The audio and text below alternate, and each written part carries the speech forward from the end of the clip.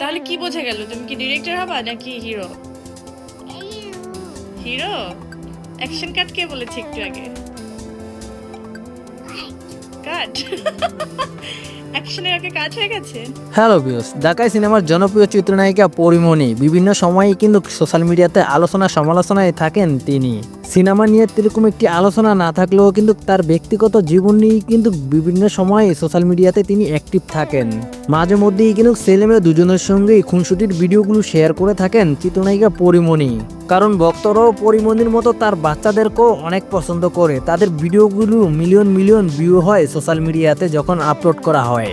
এবার দেখা গেল পরিমণি রাজ্যকে বলছেন একটি ভিডিওতে, তুমি ভবিষ্যতে কি হবা, নায়ক নাকি ডিরেক্টর? তাহলে কি বোঝা গেল, তুমি কি ডিরেক্টর হবা নাকি হিরো? হিরো? তাহলে কি পরিমণি ছেলেকে বড় হলেই মিডিয়াতে নিয়ে আসবেন, নায়ক অথবা ডিরেক্টর নিয়েই তিনি চিন্তা ভাবনা করছেন?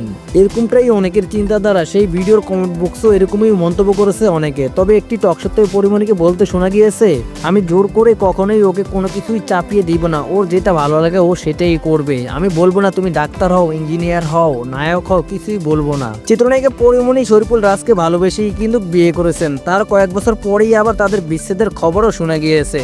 বর্তমানে ছেলে মেয়েকে নিয়েই কিন্তু একাই জীবনযাপন করছেন চিত্রনায়িকা পরিমণি। তো যাই হোক ভিউয়ার্স, পরিমণিকে নিয়ে আপনাদের কোনো মন্তব্য থাকলে অবশ্যই কমেন্ট বক্সে কমেন্ট করে জানাতে পারেন।